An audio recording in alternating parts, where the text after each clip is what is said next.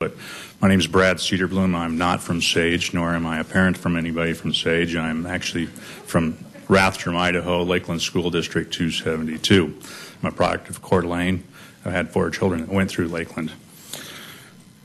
I was very pleased when I heard the governor's State of the State address when he said he did not want and did not ask for action this year on education. He appointed a task force and wished to work through that.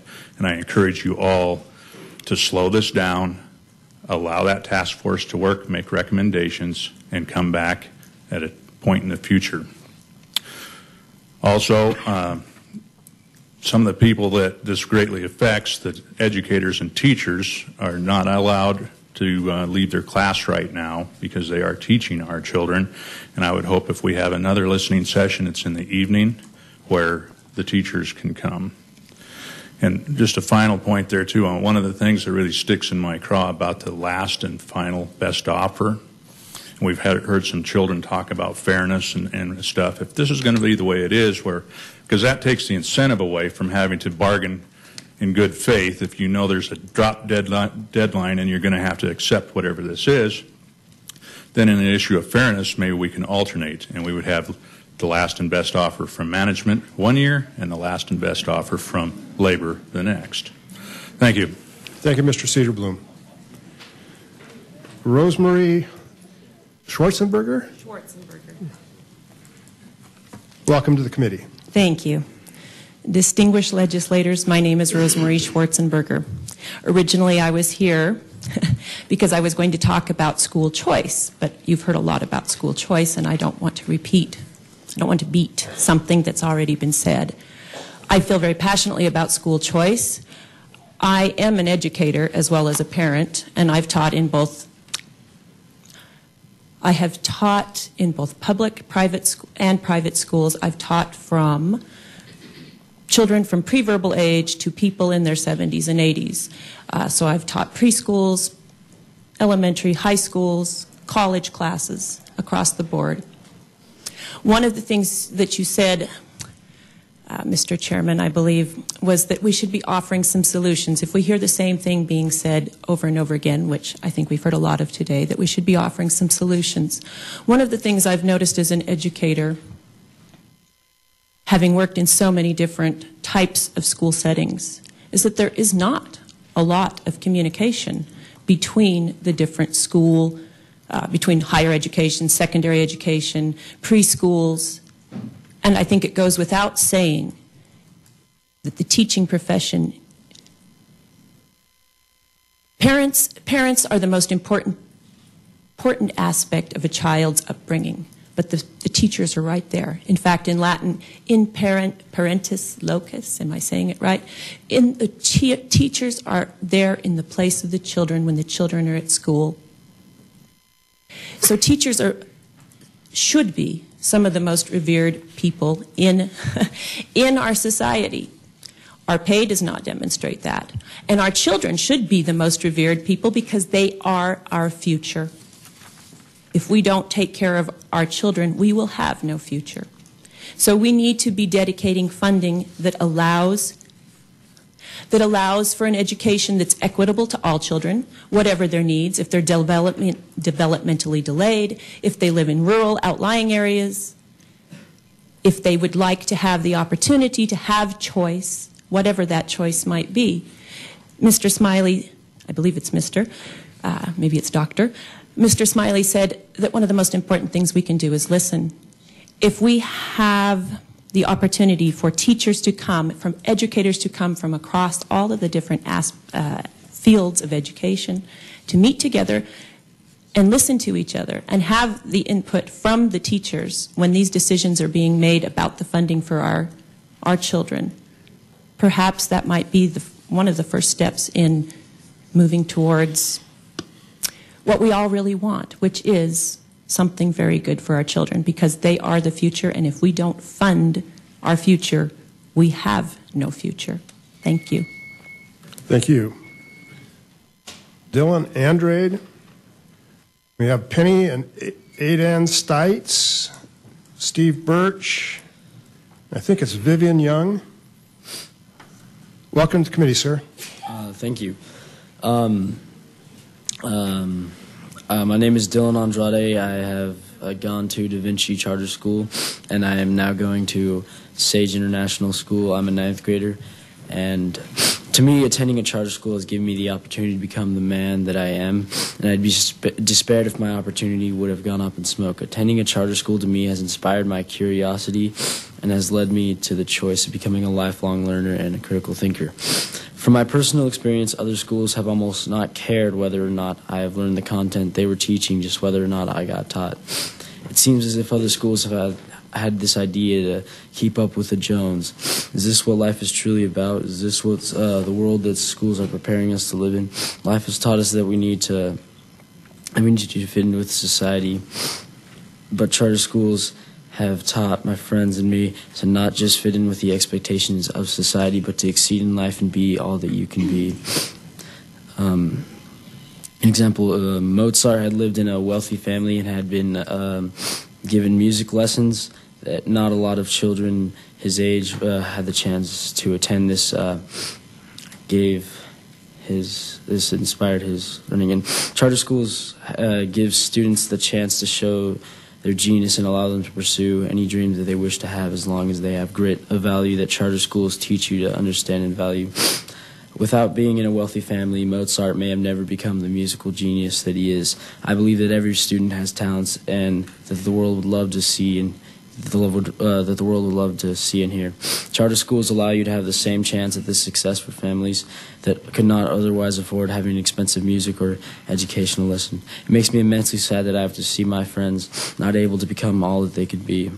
It's up to the decision of the legislature for students to be able to have the chance of becoming the next Mozart. Students deserve the right to attend a great school even if they do not have enough money to attend. Even if my charter school were to lose its funding, I'd be proud and honored to say that I had the chance to attend such a wonderful school. Thank you. Thank you. Penny and Aiden, is that right? He may want to use that lower mic. There's a slide at the bottom. Austin, can you? Oh, you got him. Okay. Great. Welcome to the committee. Okay. He got shy on us. Good morning. I'm here as a mother representing the Village Charter School. Can you move closer I'm to the sorry. mic? Representing the Village Charter School here in Boise. And I'd like to just express why we changed from the traditional public school to a charter school and why I believe that you need to hold on to that as best as you can. It is in your best interest that I believe in public school, and I believed as long as I stayed involved that my son would get a great education. That parent involvement is the key, and that is true. But I found at the public school that your teachers' hands are tied in red tape. They are tied to a certain curriculum. And every student is different. Every student learns differently. And when you have one model that they have to follow, you lose so many students. And what happened with him was my wonderful child who loves to learn, is eager to learn, loved school, started getting bored. And it was because it was test, test, test, lecture, lecture, lecture, test, test, test, lecture, lecture, lecture, test, test, test. He even got himself so worried and upset about the IRIs that he was chewing his lower lip in nerves. And he has no problem with his IRIs. I wasn't worried at all about his test on the IRIs. But he was, because the school was. Because the school was tied to that funding. So I was pleased to know being that I got the choice to find a curriculum that met his way of learning. So it keeps me involved. I was already an involved parent, But I have so much more bigger involvement in that charter school. And I'm not saying let's get rid of our public. I love the public school. It was a hard choice for me, even with that background of his nerves and seeming to be getting more and more bored. I still loved that school. I don't know if you want me to mention which one, but and it was kind of a hard choice. But since we made the choice, I was so glad to have the ability to be even more involved and to have those teachers, to have the freedom to make the classroom theirs. They have the choice of what curriculum. Throughout the whole school, they work. It's a very flexible curriculum. I didn't realize it. Thank you very much. Thank you very much, Ms. Stites. Steve Birch. Welcome to the committee, sir. Thank you. Thank you very much. Good morning. My name is Steve Birch. I live in West Boise. I'm here speaking on behalf of myself. I thank you for this opportunity to speak with you about education in Idaho. I'd like to focus my comments on constructive ways we can adequately fund education as required by the state constitution. And it's important that the state be smart with taxpayer dollars. But smart business people know that you have to invest in your future to have a future. No organization, public, private, or government, has ever thrived or even survived simply by cutting costs. It is a strategy to nowhere. By any objective measure, Idaho is behind most states when it comes to investing in education. And if you believe in capitalism, as I do, then you know that we are in competition with other states for the best trained teaching professionals and the best jobs for our graduates. There's a difference between being frugal and being cheap. If you want the best, you have to pay for it. Many people argue that education is over 50% of the state budget and therefore must be the first item to be cut. But that's only if you look at the numerator, how much we spend. We never seem to look at the denominator, revenue. It's treated as a fixed constraint that focuses the conversation only on cost. Last year, the legislature approved through inaction an estimated $845 million in special sales tax exemptions to a handful of entities. That's over $4 billion in revenue taken off the table and removed from the denominator over the last 5 years. That $4 billion in lost revenue was granted without serious review or documented justification from the recipients, some receiving these tax breaks for decades. In contrast, a person receiving unemployment benefits from the state has to continually justify that benefit each week. If everyone receiving this special tax break kept their exemption, but instead of getting a 100% tax break and got instead, let's say, an 80% tax break, that would add $150 million to state revenue in just 1 year. Citizens across Idaho have had to increase taxes upon themselves in the form of new levies to replace the money the state has taken away. In a way, the legislature is forcing citizens to subsidize these special tax breaks for the few. I support tax breaks and incentives that can be demonstrated to deliver a financial benefit to the state, but that analysis must be done and repeated over time. In short, education should not be seen as a cost to be minimized, but an investment to be maximized. I respectfully request that when you consider how you fund education, please be thorough and look at both the numerator and the denominator. Thank you for your time. Thank you, Mr. Birch. Vivian Young, followed by Betty Richardson and Penelope Manning.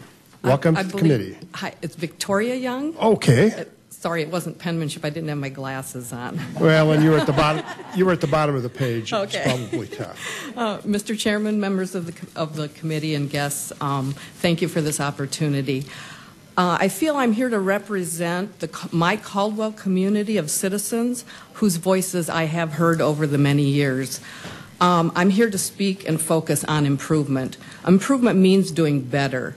So I believe the expectation of the public education system is that it will continuously strive to do better. We have an accountability system that we put in place long ago. The old system, and this is a copy of the 2007, identified 8 Title I schools, those are low-income schools, and 5 others that should have been labeled as Title I. for a total of 13 schools that we recognized as in need of improvement, the ones most in need of improvement. That's 7.7% of the Title I schools, or about 2% of all Idaho schools. The new system identified 21 priority schools, or 2.8% of all our schools. 10 schools appear on both of these lists, the 2007 and the 2012. But when you go back on their data histories, what you see is that these 10 schools are from districts that repeatedly are put on these lists. So this is the lens through which I see the problem that needs solving.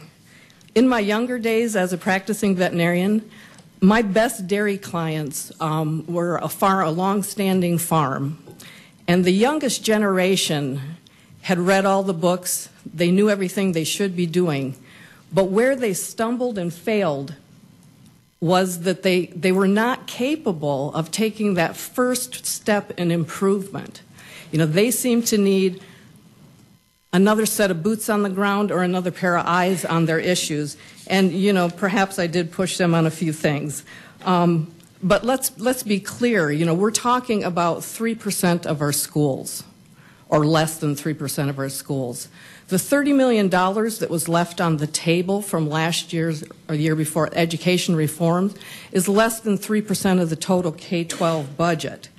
So what I would ask you to consider is that we look at approaching this in a different way, and that we ask, 30 seconds is all?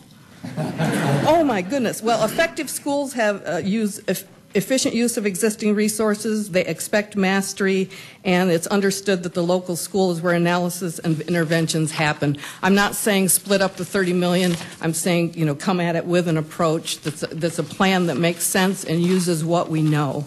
And I do believe that we can have every school become an excellent school. Thank you. Thank you very much, Ms. Young.